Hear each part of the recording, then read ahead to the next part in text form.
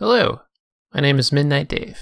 Thank you for joining us for Scary Stories to Tell on Sundays, a weekly series part of Hallo'Boogie, a virtual, month-long Halloween celebration brought to you by the Midnite Romero Society. Each week we will be presenting a collection of short stories split into two categories, family-friendly and mature, and read them to you in celebration of the wonderful month of October. So without further ado, It's Jenny from the Grave, The Rollaway Pumpkin, by Junia Wonders and Daniela Vopari. On a windy autumn day, Marla Little comes running down the hill, yelling, "Help! My giant pumpkin is rolling away!" Onward it goes, rolling and turning, with no sign of stopping. "Watch out!" she yells, as her pumpkin rolls ahead, towards the farmer's shed. "Diddle-dee-doo, oh, what shall I do?" "Hurry, let's go after it before it rolls any farther," offers the farmer. "Watch out!" she yells, as her pumpkin rolls ahead towards the baker's wagon. "Diddle-dee-doo, oh, what shall I do?" "Hurry, let's go after it before it rolls any farther," offers the baker. "Watch out!" she yells, as her pumpkin rolls ahead towards the milkman's cart. "Diddle-dee-doo, oh, what shall I do?" "Hurry! Let's go after it before it rolls any farther," offers the milkman. "Watch out!" she yells, as her pumpkin rolls ahead towards the butcher's shop. "Diddle-dee-doo, oh, what shall I do?" "Hurry! Let's go after it before it rolls any farther," offers the butcher. "Watch out!" she yells, as her pumpkin rolls ahead towards the parade marchers. "Diddle-dee-doo, oh, what shall I do?" "Hurry! Let's go after it before it rolls any farther," offers the parade marchers. "Look! A giant pumpkin is leading the way. This is the best vegetable parade ever," says the onlookers. "Hurry," says the chef. "The marchers will be here soon. Those marchers will be hungry. A feast we must make ready." "Diddle-dee-doo, I know what to do," shouts Marla Little, as her pumpkin rolls towards the chef stirring a very big cauldron on the lawn. In one swift move, she tips the cauldron forward so her giant pumpkin rolls into it, never to come out again. Well, not until the most delicious pumpkin soup is cooked and served to everybody. The end.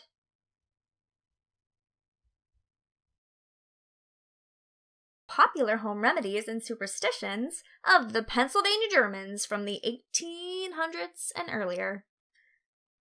Moon lore. Before man, there was the moon. This body, coming as it does at night to cast its soft beams on tender lovers, chicken thieves, and hijackers, has its worshippers today as in the early days of man's history. Sweep the house in the dark of the moon, and you will have neither moths nor spiders.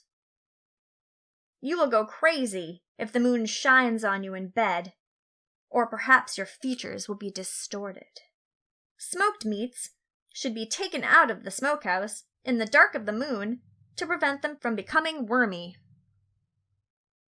The meat of animals killed in the increase of the moon will not shrink in the pot or curing. Show the new moon money, and you will have more. If the new moon shines on fish or meat, they will spoil. Seeing the new moon for the first time over the left shoulder is unlucky. Witches and our own superstitions. Death and hell are perhaps the only things man fears more than witches. Nothing has come down through time that has harmed man's mind so much as these unseen things in the dark. Briefly, some notions are recalled to us as follows. Borrowing. If you think you are bewitched, beware of the first person coming to borrow from you. It is the witch. Broom. If you are bewitched, lay a broom before the door. The rules decree that the first person to come in and to pick up the broom is the witch. Witches ride brooms. Brooms are used to sweep away the witches. Makes sense. Black cats. The black cat is the most prevalent form of a witch. This is evident today when we fear the consequences which may follow if a black cat crosses our path. Eggshells. They should always be burned or crushed into small bits to prevent chickens from being bewitched. Shirts. Cut both sleeves out of a husband's shirt and burn them to discover who the witch is. How it is done, we don't profess to know. Soap. If a woman comes along while you're boiling soap, the soap will be bewitched. Common among our people is the belief that a witch will not step over a broomstick. Fasten a sprig of St. John's wort to the door to keep out witches or flies. Nail a toad's foot over the stable door to drive and keep the witches out of the stable. Cut off the ears of a black cat, burn them, feed the ashes to the witch. If there is a witch in the house, throw a handful of coarse salt into the fire with your left hand. When a child is bewitched, pull its shirt over its head, wrong side out, and wedge the sleeves or clothes behind the door. Load a bewitched gun with a bullet of hair. Have good luck and avoid bad luck. Bad luck. You should never sew anything while a person is wearing it. Bad luck. Don't ever kill a spider. Bed. If you want to retain your beauty, take off and put on your stockings and shoes while in bed. Devils. If a bat flies into your house, it is a sure sign that the devil is after you. Don't neglect having your screens put up in time. If you look into a mirror at night, guess what you'll see? The devil's rump! For good luck, carry a 4-leaf clover for almost everything. Certain charms, blessed or otherwise, a rabbit's foot, potatoes, horse chestnuts, magic words written on parchment are recognized as good luck charms. They say fools for luck and the poor for children. To pass under a horse's neck will bring good luck, but it will bring bad luck if you kill a spider. A blow on the crazy bone is as distressing as the loss or death of one's husband.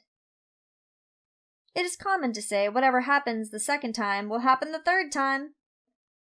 Cold hands and a warm heart. Death! And how to circumvent it. Few people really want to die.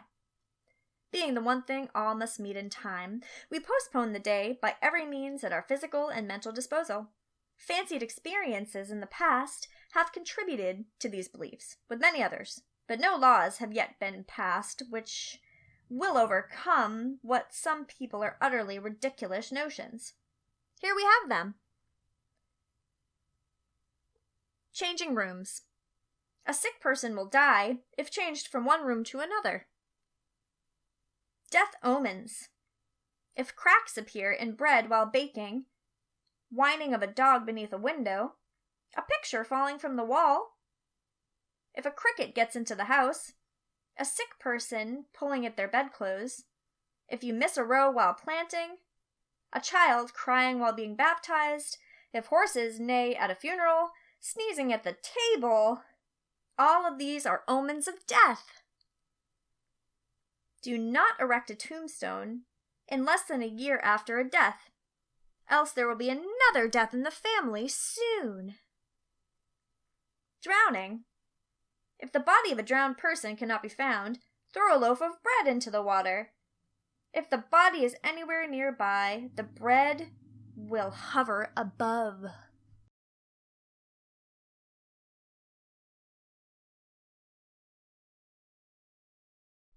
Hello everyone, Midnight Dave here again. Just letting you know that this concludes our family-friendly segment, and up next is our mature segment, so listener discretion is advised. Thank you, and hope you enjoy.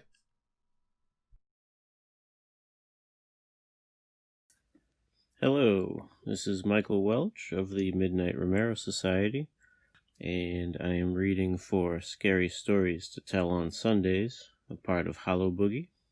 I am going to read George A. Romero, brilliant director and brilliant writer, even though a lot of people are unfamiliar with his writing.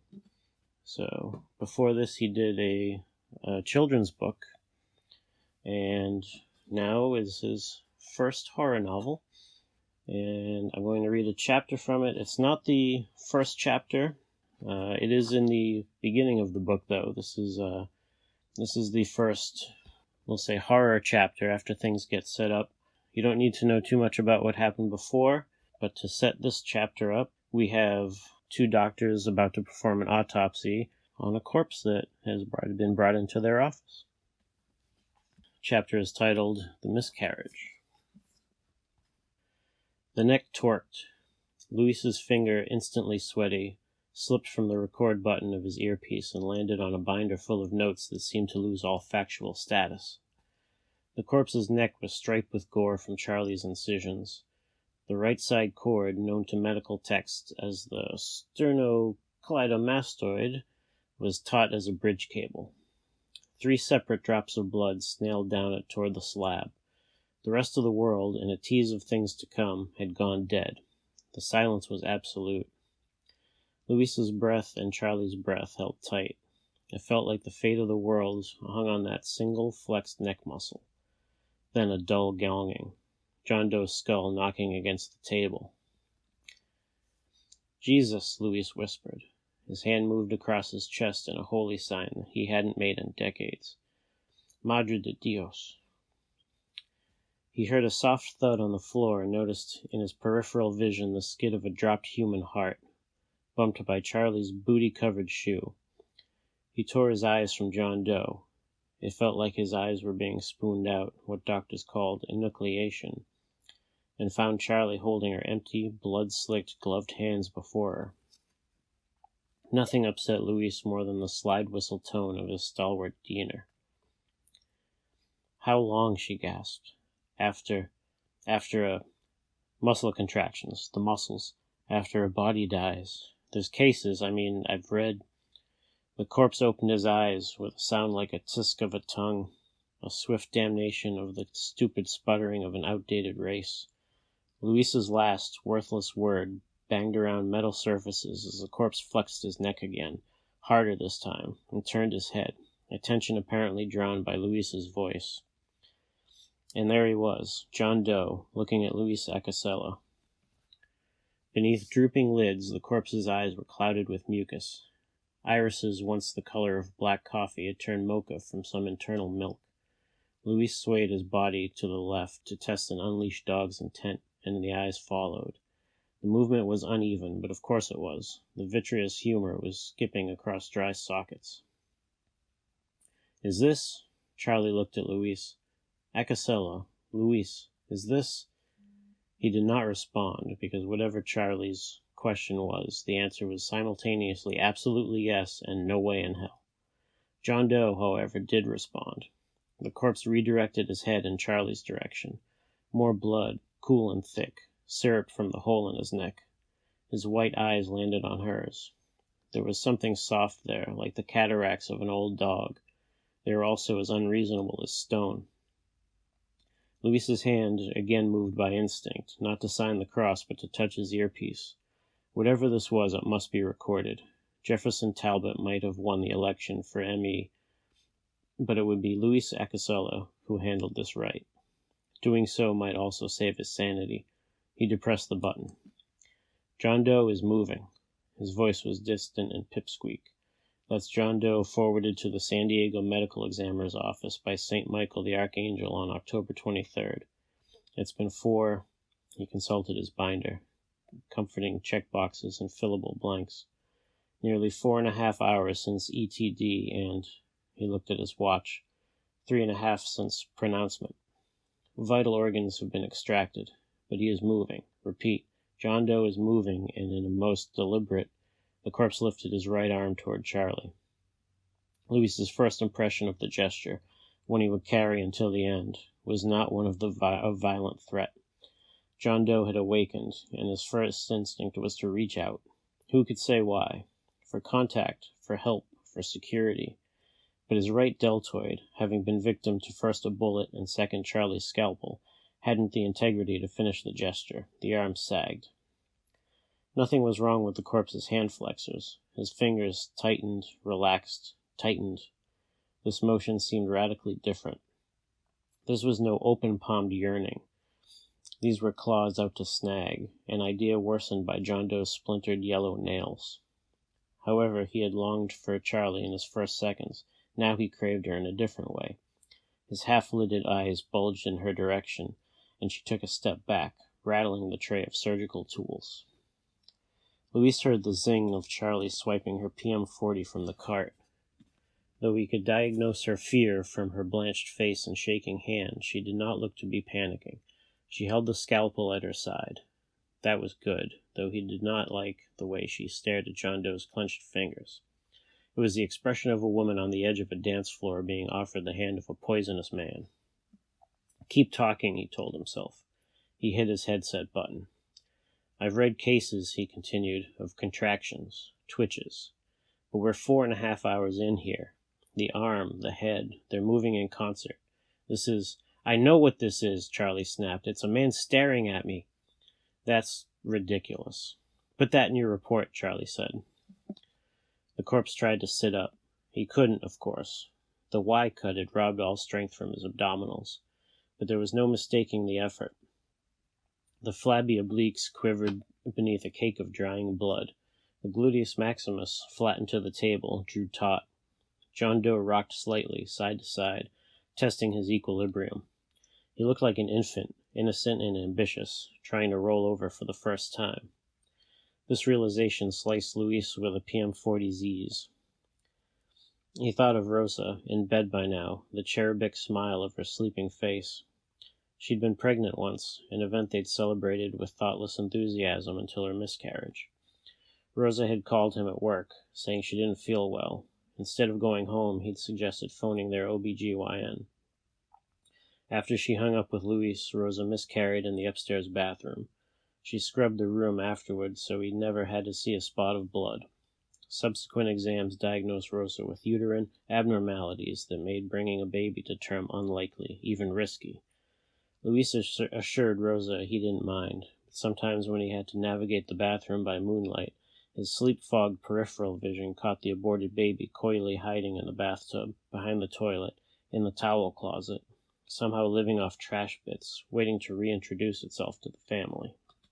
For a moment, John Doe was that child born anew, this time right in front of Louise, where he could do something about it. If his diener got out of the way, he could slide in beside the corpse, put a gentling hand on the straining body, whisper calming words, apologies, whatever it took. Charlie, step back, Louise said. Her eyes were locked on the corpse, her hand squeezing the scalpel.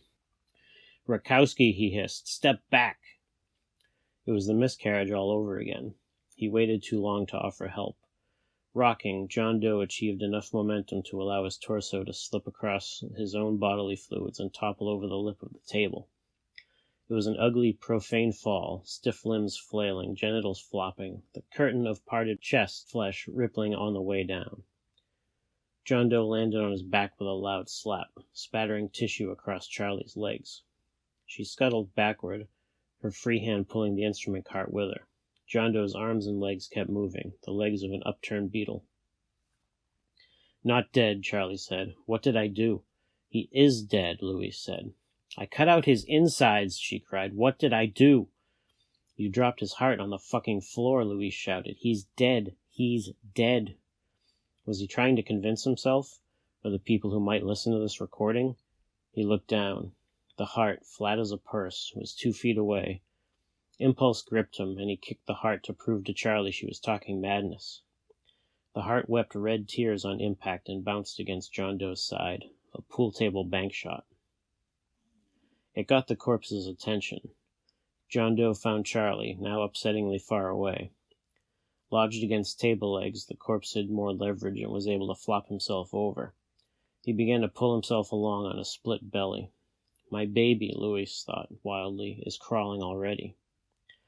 John Doe pulled himself forward with first one elbow, then the other, functioning despite the dissected shoulder. What does it want? Charlie begged. Louis found it an astute question, because the corpse did want. He wanted palpably, achingly.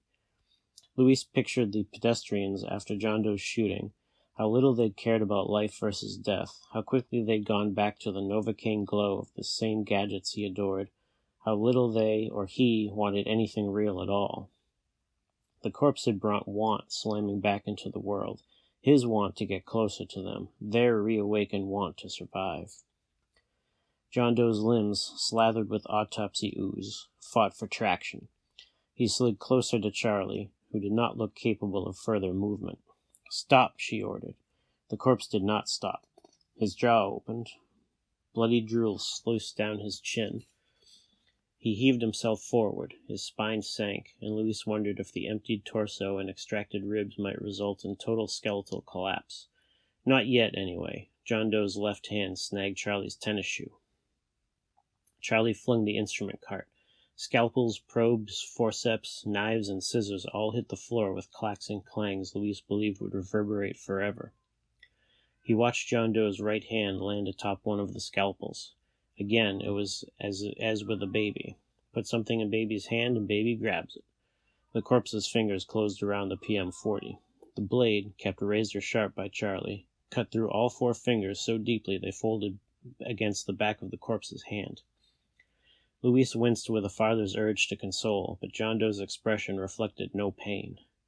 He didn't seem to mind losing half his fingers. He kept inching toward Charlie. Louis, meanwhile, just stood there, blandly narrating the bald facts of the matter. He is crawling. I can see the hamstring muscles flexing through the exit wound in his thigh, while doing nothing whatsoever to affect them. Charlie did. She always did.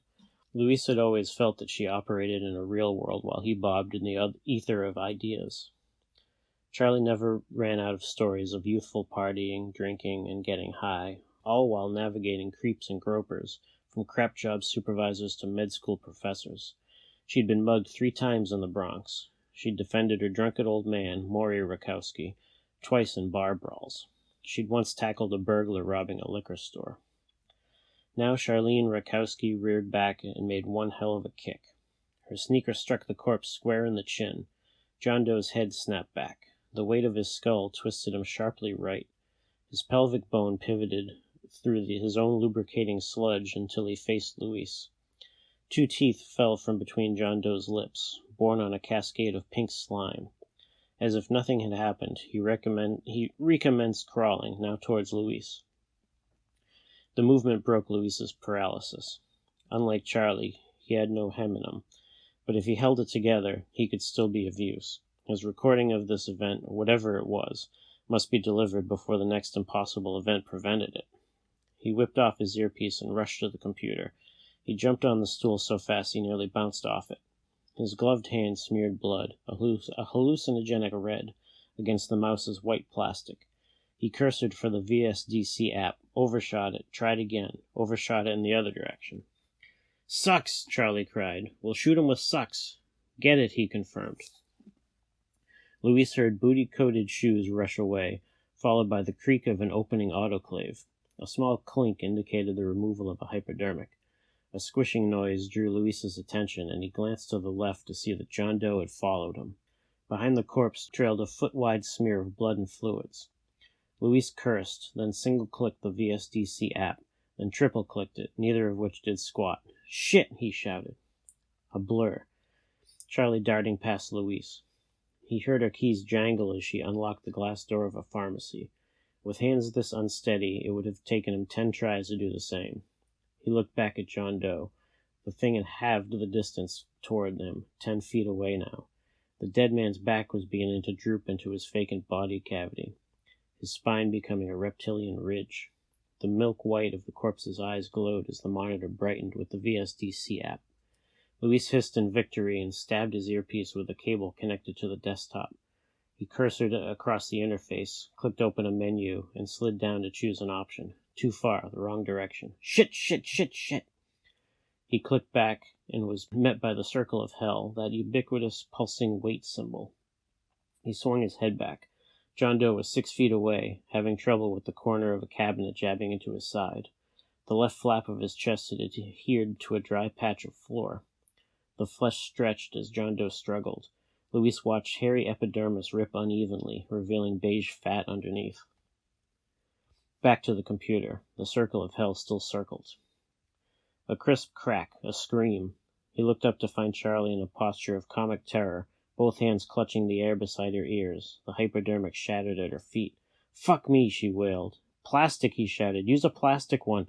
Don't yell at me. You drop the heart. You drop the syringe. Stop dropping things."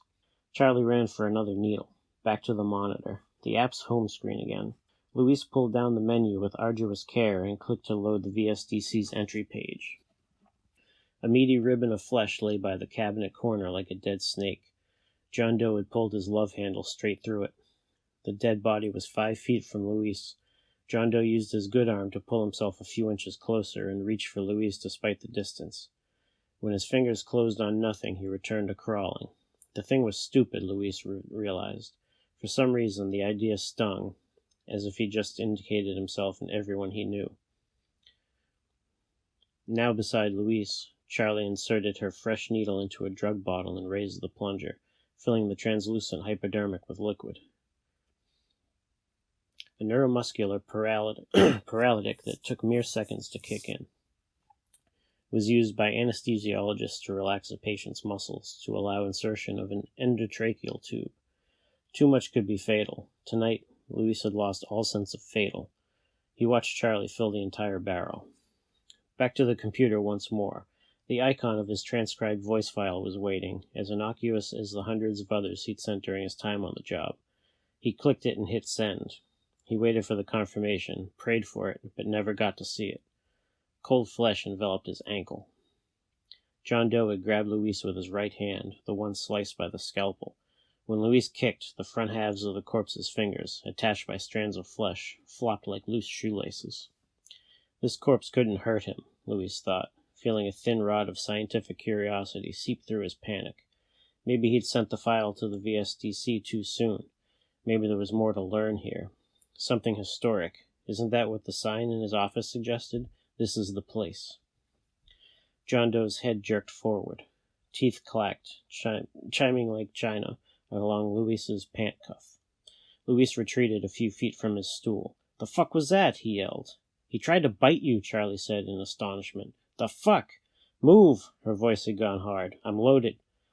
She lifted the syringe, thumbed a plunger, and began to crouch. Luis coiled his right arm around her waist to hold her back. "Charlie," he said, "wait." John Doe kept coming. His left hand happened upon a leg of the stool. He pulled experimentally. The stool tipped onto a single leg before settling back. The corpse's wide eyes studied the curious development. Baby stuff again, toying with objects, observing outcomes. No, Luis couldn't think that way. Not if they were going to put this thing down. "Don't get close," Luis said. "You could get infected. You think this is some kind of disease?" The stool fell, the loudest crash of the night. John Doe didn't flinch, though it hit the tile an inch from his face. He stared at the stool for a few seconds as if evaluating prey. His neck cranked again, and he looked at Luis and Charlie. His mouth opened and closed, strands of mucus stretching from upper to lower jaw. He planted his hands on the floor and moved toward them. "I'll get him from behind," Charlie said. "Intramuscular." "Do not do that." "Why the hell not?" Luis drew back a few feet, out of John Doe's range, tugging Charlie with him. "What if it doesn't work? Acasella, there's enough curare in here to drop a T-Rex. Think, he's not breathing. He doesn't have lungs. He doesn't even have a heart. What's Suck's gonna do?" "What's he on, then? Batteries?" Luis scolded himself for his sharp tone. There are answers. Be calm. Be professional. He scrutinized the thing. No, the cadaver. John Doe's eyeballs shifted their weird white gaze between him and Charlie. His lips wrinkled back from his teeth. A muscle along his side spasmed uncontrollably. Batteries. Charlie had to be correct. Some kind of power source had plugged into this thing's cerebellum. Following the trail of the corpse's grotesque slither to the beginning, Luis noticed his smartphone resting on the counter, aglow from missed alerts. What about wireless? He whispered. We're all holding little computers, soaking up who knows what. Maybe some kind of bad signal gets sent, hits this John Doe like a tuning fork. This is crazy enough, Charlie said, without you going crazy too. She was right, Luis told himself. This wasn't something to be strapped to a table or slid onto a rack for study. It was a miscarriage, if not the miscarriage. A flawed rebirth on a tidal wave of rotten amniotic fluid.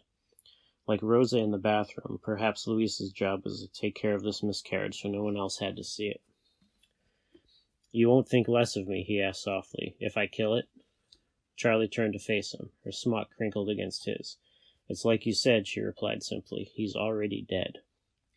Luis looked toward the northeast corner of the room and felt Charlie following his gaze. Though she'd never asked about it, she had to be aware of the cabinet there, black and yellow striped and labeled SDPD. Some questions had obvious answers, especially in a country where mass shootings barely crested the newsfeed froth.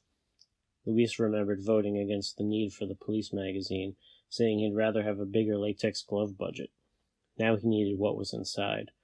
It felt like failure, capitulating to a savage mindset that had always been his job as a doctor to fight against. He gently took hold of the key ring in Charlie's hand. He pulled, but she pulled back. It had the same effect as some scenes in the romances he occasionally watched with Rosa, when a woman pulled a man's tie to bring him closer. Let me do it. She smiled as best she could and shrugged. I'm your diener. She pronounced it perfectly. Luis realized she'd known all along how to say it, and had been doing it wrong for comic effect, or to feed his ego. He hated that he'd ever thought an iota less of her than she deserved. His effort to smile back was disrupted by the hard, wet smack of John Doe's hand on the tile. Luis broke toward the corner. His hands, as predicted, were less steady than Charlie's, but on the third try he slotted the key into the cabinet lock. Unlatching a bolt, bird with rust from non-use, he opened the door. He knew what was inside, expected to see what he saw, but still paused before peeling off his gloves. He didn't dare wear latex when he needed a grip this sure. He took the preloaded .38 revolver from the shelf. Irregular thumps, Charlie stumbling, echoed across the room. Luis hurried. The gun was so heavy he imagined the floor cracking under its weight, the building's concrete foundation pebbling, the earth crumbling as humanity fell. He blinked the vision away along with sweat as he turned to Charlie. Charlie, gaze fixed to the floor, had retreated from the corpse, which, pursuing, had become entangled in computer cords. John Doe bit at the wiring, raking incisors down a printer cable hard enough to peel the plastic coating. Next to Charlie, Luis took the safety off the revolver and pointed it at John Doe's head. It was the right thing to do, yet he expected Charlie to stay his hand. She did not. Luis focused on the crenellations of the trigger instead of the whisper at the back of his brain that this was the wrong response to the miscarriage, and that, once done, there could be no going back. He shot, and for the second time that day, John Doe died.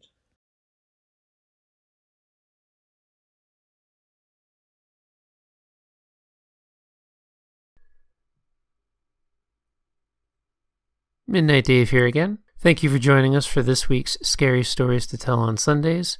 To find out more information about this and other events that we have planned throughout the great month of October, please visit Hallo'Boogie.com. Tune in next week. Same great time, same great channel. Until then, keep it safe, keep it scary,